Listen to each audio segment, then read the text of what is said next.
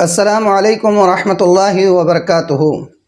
عزیز دوستو، درس حدیث کے اس مبارک سلسلے میں گزشتہ جو حدیث مبارک ہم نے پڑھی تھی وہ تھی نبی کریم صلی اللہ علیہ وآلہ وسلم کی حدیث مبارک کہ آپ نے فرمایا الغنا غنى النفس، کہ حقیقی مالداری وہ دل کی مالداری ہے۔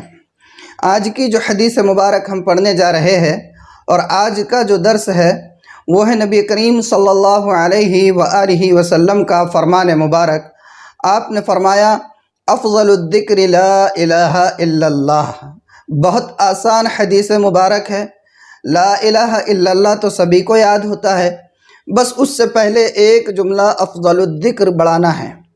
بہت ہی آسان حدیث مبارک ہے، میں 2-4 مرتبہ دہرا دیتا ہوں، کلمہ تو انشاءاللہ آپ کو یاد ہی ہوگا، بس یہ ہے کہ پوری حدیث بھی آپ یاد فرما لیجئے۔ میں پڑھتا ہوں، آپ میرے ساتھ ساتھ دہراتے چلے جائیے۔ افضل الذکر لا الہ الا اللہ، افضل الذکر لا الہ الا اللہ، افضل الذکر لا الہ الا اللہ۔ ترجمہ اور مطلب اس حدیث مبارک کا یہ ہے کہ سب سے بہترین ذکر وہ لا الہ الا اللہ ہے۔ اب اس کلمے کو سب سے بہترین ذکر کیوں کہا گیا ہے؟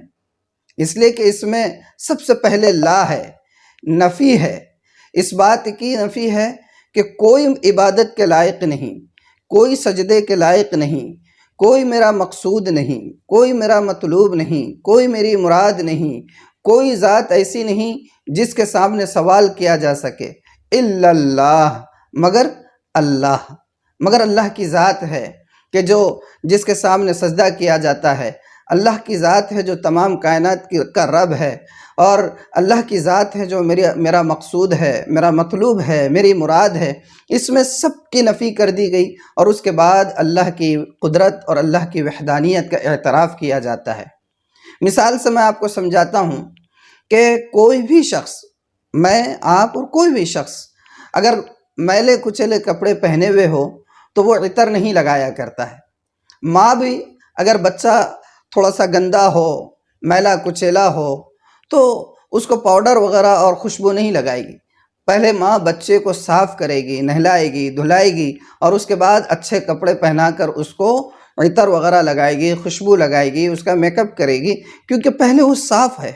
اسی مثال سے اس کو سمجھ لیجئے کہ اللہ کی محبت، اللہ کی معرفت، اللہ کی وحدانیت یہ دل کے اندر اس وقت تک رچ بس نہیں سکتی جب تک کہ اس دل کو ما سوا اللہ کے صاف کر دیا جائے، اس دل سے نفاق کو نکال دیا جائے، اس دل سے شرک کو نکال دیا جائے، اس دل سے کفر کو نکال دیا جائے، اس دل سے غیر اللہ کو نکال دیا جائے، اس دل کے اندر سے اس اعتماد کو نکال دیا جائے کہ اللہ کے علاوہ بھی کوئی دینے والا ہے۔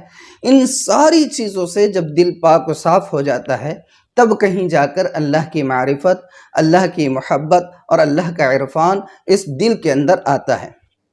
عزیز دوستو، یہ جو کلمہ ہے بہت فضیلتیں اس کی آئی ہوئی ہے۔ حدیث پاک میں آتا ہے کہ اللہ کے رسول صلی اللہ علیہ وآلہ وسلم نے فرمایا کہ کل قیامت کے دن حشر کے میدان میں ایک بندے کو لایا جائے گا جس کے پاس 99 رجسٹر ہوں گے نام اعمال کے، اور وہ سب کے سب گناہوں سے بھرے ہوئے ہوں گے۔ 99 دفتر پورے کے پورے گناہوں سے بھرے ہوئے ہوں گے، ایک نیکی اس کے پاس نہیں ہوگی۔ وہ سارے نام اعمال کو، اس کے رجسٹروں کو، نام اعمال کو ترازو کے پلڑے میں رکھ دیا جائے گا، ایک پلڑے میں سب رکھ دیا جائے گا، نیکی ہے ہی نہیں، دوسرا پلڑا خالی ہے۔ اب وہ بندہ پریشان ہوگا، اللہ تعالیٰ اس سے کہیں گے کہ بھئی کیا لے کر آئے نیکی وغیرہ؟ کہے گا کہ باری تعالیٰ کچھ بھی نیکی میرے پاس نہیں ہے۔ تو اللہ تعالیٰ کہیں گے کہ نہیں، تمہاری ایک نیکی ہمارے پاس ہے، اور ایک پرچی اس کو دی جائے گی جس کے اوپر لکھا ہوگا لا الہ الا اللہ، اور کہا جائے گا کہ بھئی جاؤ اور اس پرچی کو اس ترازو میں جس میں تمہارا نام اعمال تولا جا رہا ہے دوسرے پلڑے میں لے جا کر رکھ دو۔ وہ یہ سوچے گا کہ 99 دفتر پورے کے پورے گناہوں سے بھرے ہوئے ہیں اور ایک پلڑے میں رکھے ہوئے ہیں، ان 99 دفتر کے مقابل میں ایک پرچی کی کیا حیثیت ہے؟ لیکن وہ بہرحال اللہ تعالیٰ اس کو پرچی دیں گے، وہ پرچی لے کر آئے گا، اور حدیث میں آتا ہے کہ وہ اس پرچی کو دوسرے پلڑے میں رکھ دے گا۔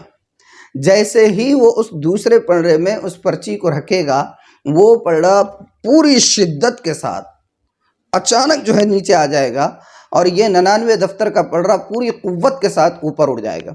حدیث کے اندر الفاظ آتے ہیں کہ لطارت، کہ وہ جو پرچی ہے وہ پرچی پہلے پلڑے کو اڑا دے گی۔ جیسے مثال کے طور پر مان لیجئے کہ کسی ترازو کے ایک پلڑے کے اندر منو وزن رکھا ہوا ہے، ٹھیک ہے، بہت وزن ہے، لیکن دوسرے پلڑے میں اچانک کسی بڑی چٹان کو رکھ دیا جائے اور وہ چٹان اچانک چھوڑ دی جائے تو یہ پلڑا تو پوری شدت سے اڑ جائے گا۔ بس یہی حال ہے، فرمایا کہ اس طریقے سے وہ پلڑا جو ہے پوری شدت کے ساتھ اچھل جائے گا۔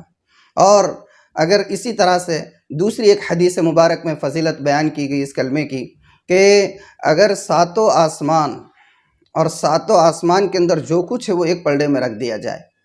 ساتوں آسمان میں کیا کیا ہے؟ جبرائیل ہے،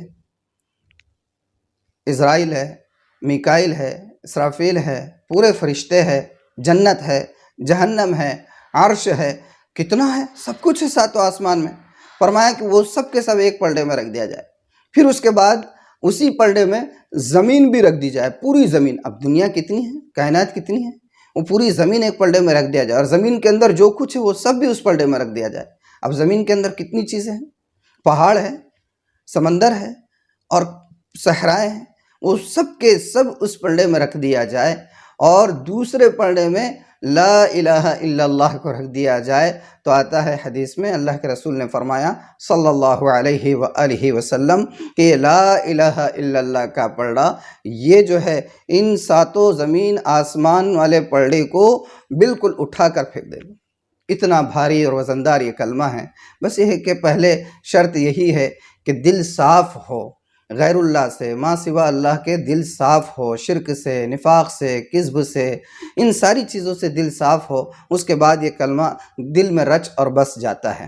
تو کوشش یہ کرنا چاہیے کہ ہم خالی اوقات میں، تنہائی میں کبھی یکسو ہو کر، یکجا ہو کر بیٹھ جائیں، اور بیٹھ کر پورے دھیان کے ساتھ، پورے خشوع کے ساتھ اللہ کے اس مبارک کلمے کو، لا الہ الا اللہ کو بار بار پڑھتے رہے۔